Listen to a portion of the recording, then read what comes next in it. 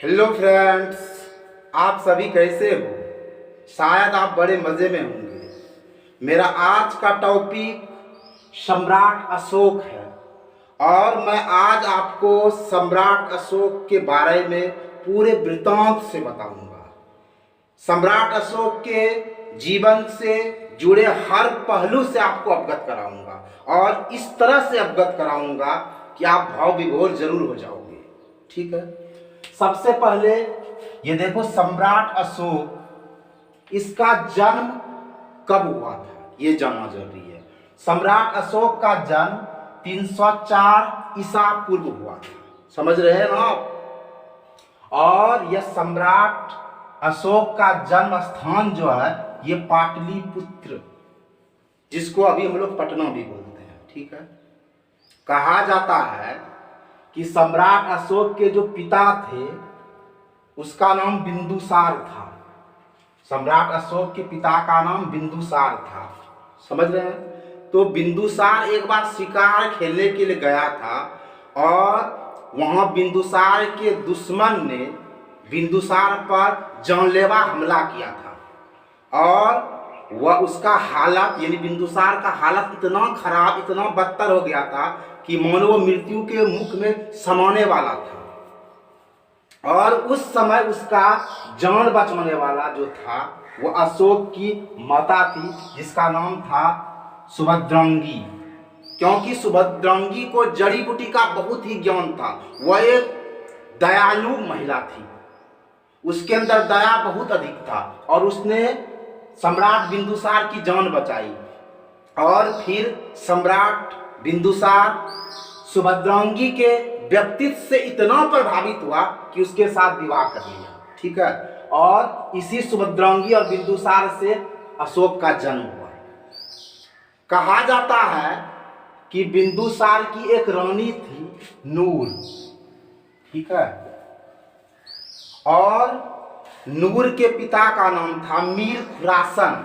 ठीक है, मीर खुरासन, ध्यान समझिएगा, मीर खुरासन।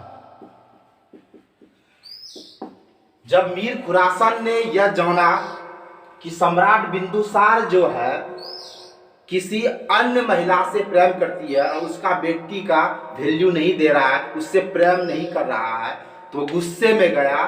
और उस समय सुभद्रांगी जो थी जंगल में कुटिया में रहती थी और सुभद्रांगी के पिता को मीर खुरासन ने तलवार से मार दिया। और इतना ही नहीं, उसने सुभद्रांगी की कुटिया में आग लगा दिया। और उस समय सुभद्रांगिनी जो थी गर्भावस्था में थी, उसके पेट में अशोक पल रहा था।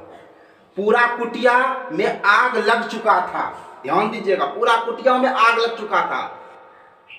पूरा कुटिया में आग लग चुका था, चारों तरफ अग्नि की लपटें थी और उसी अग्नि के लपटों के बीच अशोक का जन्म हुआ था। और देखो भाई, अशोक का मतलब क्या होता है? अशोक, जिसको कोई शोक ना हो, जो दुनिया को शोक से मुक्त करे।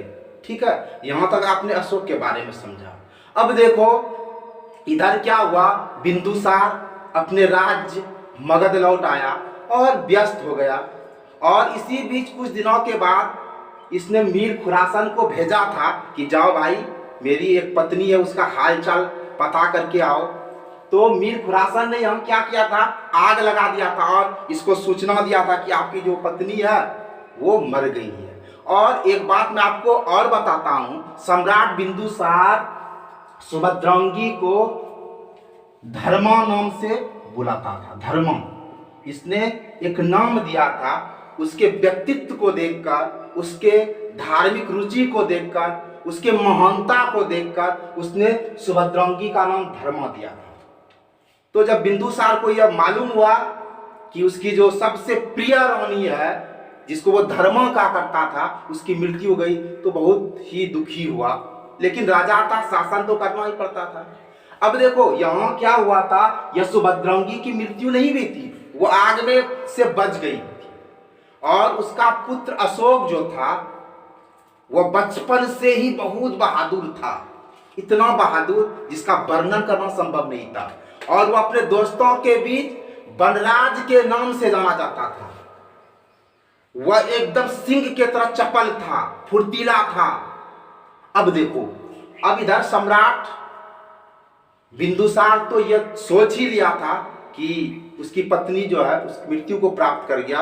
अब इसी बीच देखो, यह जो चाणक्य है, जो ये चाणक्य जो थे, यह बिंदुसार के भी गुरु थे, अशोक के भी गुरु थे, और आपका चंद्रगुप्त मौर्य जो है उसके भी गुरु थे।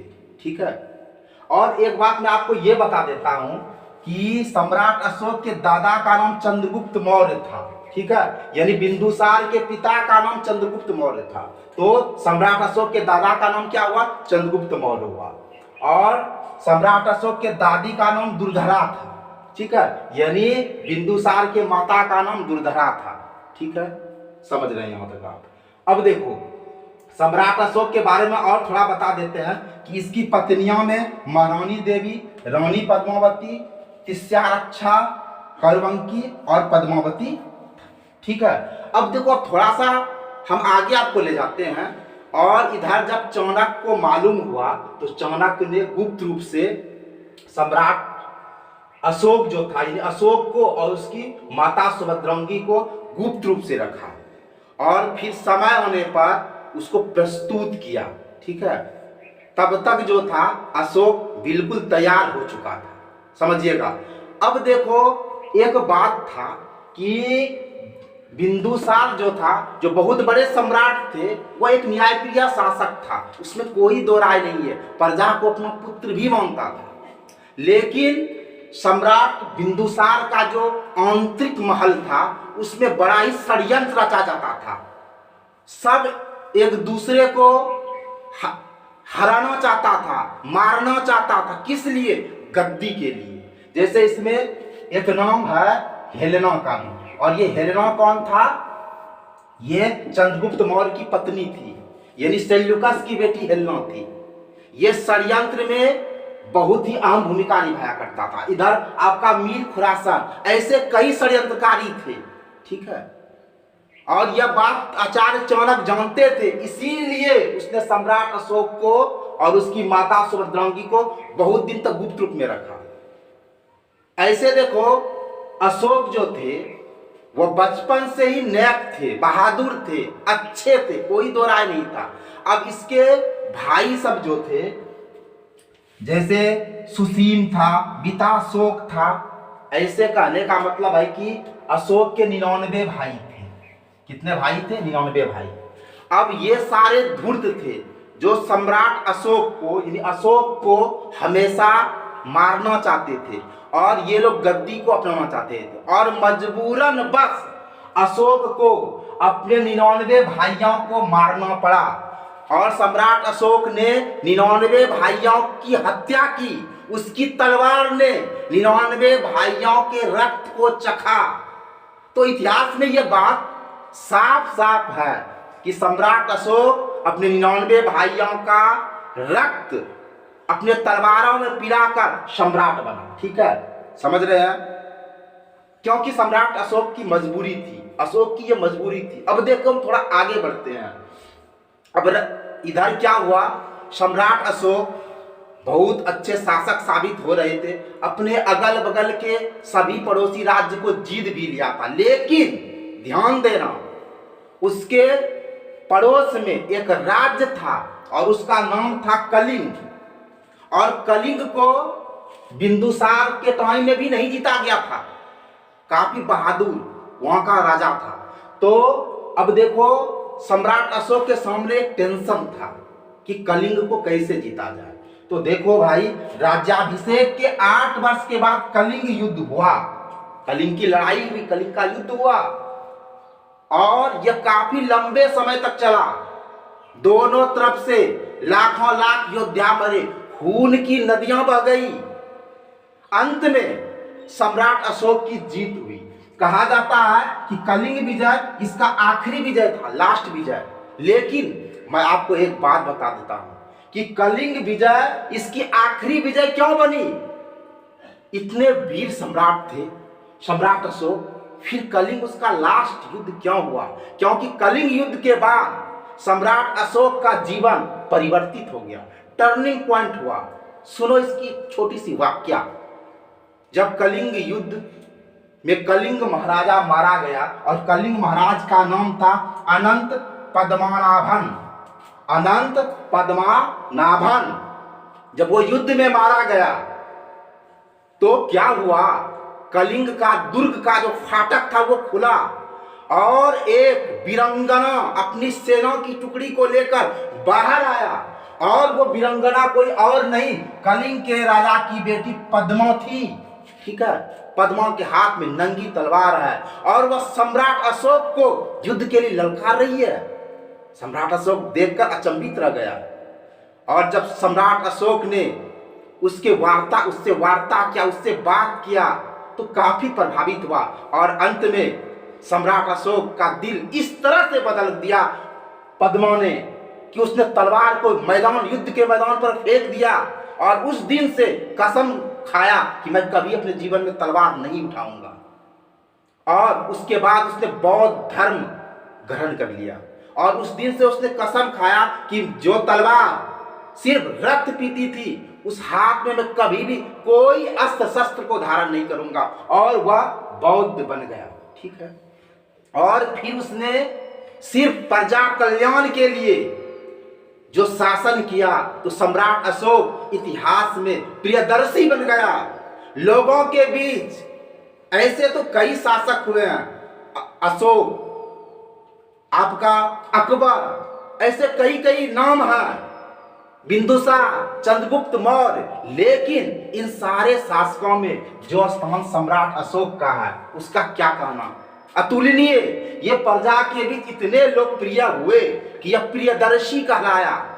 ठीक है, अब देखो, सम्राट अशोक के पुत्र का नाम महेंद्र था, और पुत्री का नाम संघमित्रा, और इसने भी बौद्ध धर्म का प्रसार किया।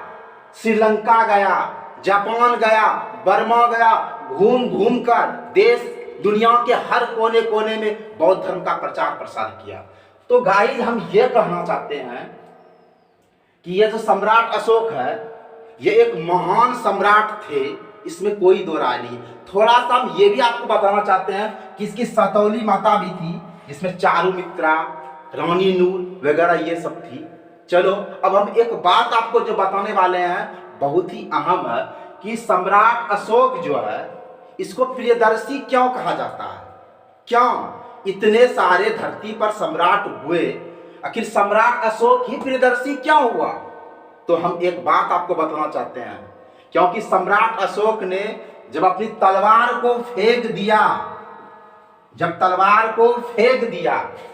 यानी हिंसा को फेंक दिया, और जब उसने प्रेम को हथियार बना लिया, तलवार को फेंका और किसको हथियार बना लिया, प्रेम को हथियार बना लिया। जो राजा, जो सम्राट प्रेम को हथियार बना ले, वो प्रियदर्शी नहीं तो बोलिए क्या कहलाएगा। इतिहास में जितने भी राजा हुए हैं, सबने तलवार का सहारा लिया, युद्ध का सहारा लिया। यही एक इकलौता सम्राट है जिसने तलवार को फेंककर प्रेम को अपनाया और प्रियदर्शी कहलाया। समझ रहे हैं ना। तो ये अशोक की पूरी जीवनी थी। शायद आपको ये अशोक की पूरी जीवनी बहुत भाया होगा, और ये काफी ज्ञानवर्धक भी है। तो गाइस, आपको वीडियो वॉचिंग के लिए मेरे तरफ से बहुत बहुत धन्यवाद। जय हिंद, जय भारत।